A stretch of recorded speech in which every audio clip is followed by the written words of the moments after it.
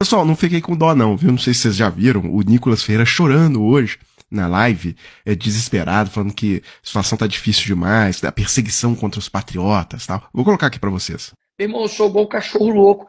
Eu vou pra cima, eu vou mobilizar, sabe? Eu tenho hora que eu não consigo dormir, às vezes, por pensar e falar assim, meu Deus, dê estratégia pra gente, dê uma diretriz, dê discernimento, porque é uma luta muito difícil. Adriles, eles têm tudo. A gente não tem nada hoje. Pessoal, é o seguinte, vocês que veem aí o Nicolas agora com essa carinha chorosa, vamos só relembrar algumas coisas. Eu afirmo com toda a certeza que nesse momento nós estamos 2 de março de 2024, não teria mais ninguém aqui, tá? Não existiria mais Desmascarando. O regime do Bolsonaro, a ditadura, nesse momento o Brasil seria uma ditadura fechada, e a ditadura do Bolsonaro já teria fechado todas essas páginas, tá? Via perseguição judicial, desmonetização, proibição mesmo daquele IP, daquele canal de funcionar no Brasil, prisão, tudo isso, processos penais. Bem, mas por que eu tô dizendo isso? Então vamos relembrar algumas coisas do governo Bolsonaro. Eu gosto de lembrar alguns episódios isolados, só para ilustrar o que eu tô dizendo, mas isso não é nem o mais importante, tá? Assim, era um governo, por exemplo, que um professor de Palmas colocou lá um outdoor, Bolsonaro não vale um pequi, ruído. Bolsonaro mandou a Polícia Federal atrás desse cara. Esse cara respondeu ao inquérito, esse cara teve que depor na Polícia Federal, teve que contratar advogado, esse cara correu o risco de ser preso, porque era acusação contra a honra do presidente, segundo o ministro da Justiça na época. Tem um outro caso que eu gosto muito de relembrar, que eu acho que ilustra bem o que foi esse período, porque teve muito mais coisa que isso, mas eu tenho pouco tempo aqui no vídeo, né, então Bolsonaro gostava de ficar ali na Dutra, papagaiando, ali acenando pros carros, pra fazer vídeo e mostrar nas redes sociais que ele é popular, né. E aí passou a mulher e xingou, né, falou, olha, seu filho da... E aí, ele mandou prender a mulher, mandou a Polícia Federal parar o carro e prenderam a mulher. Então, esse era o nosso presidente, tá? Pra vocês não esquecerem. Porque é o seguinte, aí aparece o Nicolas com essa carinha de bunda, né?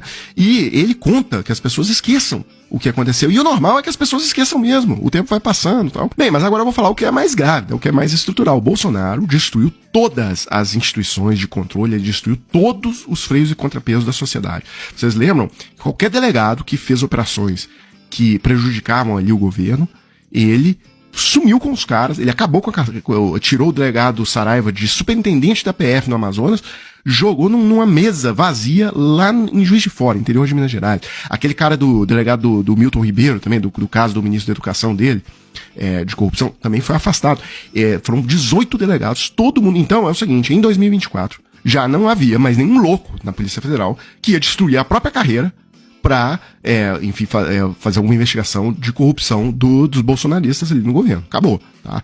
E aí a verdade é o seguinte, só sobravam 2 instituições no país de pé ainda, que o Bolsonaro não tinha conseguido solapar. Supremo Tribunal Federal, né, e o Poder Judiciário, de maneira geral, e a imprensa. Mas aí, pessoal, a joia da coroa da imprensa era a Globo, porque a Globo fura a bolha, ela não fica só, não é uma bolha de esquerda na internet que atinge um número limitado de pessoas, não. A Globo, ela atinge a massa brasileira, enfim. E aí o Bolsonaro, durante o governo dele, colocou em marcha um projeto para destruir os dois, tá? Sobre o STF eu vou falar daqui a pouco, mas sobre a Globo, né, porque a gente lembra muito pouco dessa parte.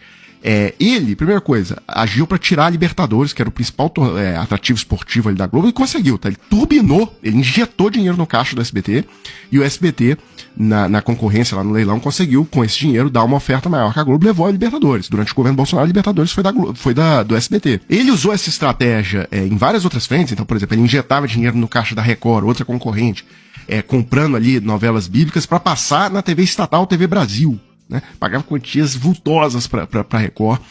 E, além disso, ele não distribuía a verba de publicidade de acordo com o share, né? Ele pagava para o SBT e para a Record, que eram aliados dele, e para a Rede TV, valores muito acima do que era a proporção de audiência que esses canais tinham. Bem, aí o único produto relevante que a Globo ainda tinha no catálogo esportivo era o Campeonato Brasileiro, e o Bolsonaro foi atrás disso também. Aí editou uma medida provisória para inverter uma regra que já tinha há 50 anos, né, de que o jogo era do mandante, o contrato de transmissão, e aí ele bagunçou isso tudo para bagunçar os contratos lá da Globo. Bem, aí depois ele fez outra medida provisória, porque empresas grandes têm que publicar seus balanços em jornais de grande circulação, e aí tem um jornal de economia da Globo, o Valor Econômico, que recebe grande parte dessas publicações. Aí ele fez a medida provisória e ainda citou lá no cercadinho que o objetivo dele era reduzir a arrecadação do Grupo Globo, né, por meio do do jornal Valor Econômico. E só tem muito mais coisa, né, mas o vídeo já tá ficando longo, mas autuou todo mundo que trabalhava lá na Globo, a questão de que eles recebem e pagam imposto como todo mundo PJ, né? O William Bonner é PJ, Renata Vasconcelos é PJ, todo mundo é PJ.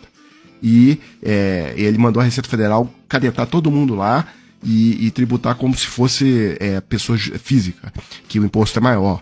Só que aí na reportagem que diz, olha, a Record e a SBT também sempre pagaram todo mundo como PJ e não receberam autuação. Então por aí vai, né? Aí vendo que a Globo continuava fazendo críticas e tal, ele começou com o negócio de não renovar a concessão da Globo, né, que expirou em 2022, e já no final, ali em setembro, já tinha notícias de que ele já estava completamente decidido que ele não iria renovar caso ele ganhasse a eleição. É um desgaste para todo mundo da minha família, todo mundo é suspeito da minha família. Eles querem prender um filho meu. Quando prender um filho meu, eu vou estar satisfeito. Quem sabe agora ele capitule, venha conversar conosco. Não vou conversar com você na TV Globo. Temos uma conversa em 2022. Eu tenho que estar morto até lá. Que o processo de renovação da concessão não está enxuto, tem que estar legal. Não vai ter jeitinho para vocês, nem para ninguém. Essa é a preocupação de vocês. Continue fazendo essa patifaria contra o presidente Jair Bolsonaro e sua família. Continua, TV Globo.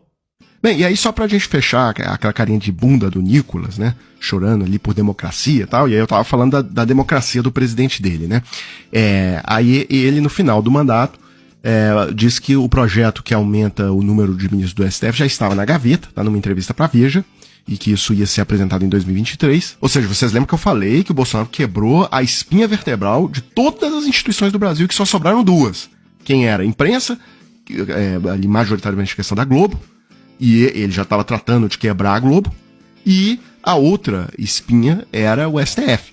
Tá? E aí ele também já tinha planos ali de como que ele ia liquidar o Poder Judiciário também, e aí ele ia controlar tudo. Então qual que era a estratégia que já estava declarada? Tá? Era aumentar o número de ministros da Suprema Corte, porque ao invés de 2 indicações, ele ia fazer 6 de uma vez, e aí os ministros dele iam diluir os ministros antigos, e ele ia passar a ter domínio do plenário do STF. E eu me lembro, Hamilton Mourão, no dia seguinte da eleição, ele já eleito senador, ele falando sobre isso, que na maior naturalidade, porque esse projeto aí era do Chaves, né, do Hugo Chávez na Venezuela, é um dos principais projetos que transformaram a Venezuela numa ditadura, né? É uma das primeiras coisas que o Netanyahu tentou fazer isso lá em Israel agora, é uma das primeiras coisas que os ditadores fazem é mudar a Suprema Corte.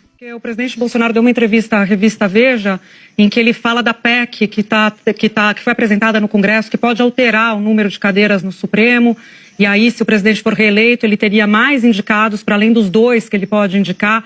Então, isso é visto com muita cautela, uma tentativa de controlar o Supremo Tribunal Federal. O senhor falou no restabelecimento da harmonia entre os poderes. Queria que o senhor fosse um pouco mais específico sobre o que o senhor quer dizer com isso, se o senhor aprova ou apoiaria, na verdade, essa PEC como senador eleito, uma vez que ela passa a tramitar.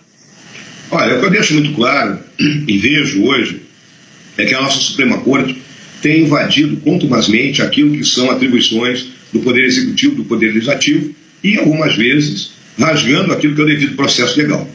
Então eu acho que isso tem uma discussão que tem que ser conduzida dentro, né, do Congresso Nacional. Pessoal, e aí eu só queria fechar o vídeo com isso, que isso aqui vai abalar o país, tá?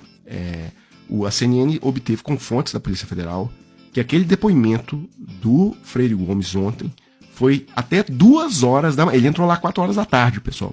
Isso significa, nós estamos falando aí de 8, 10 horas de depoimento. Eu nunca vi um negócio desse na minha vida, tá?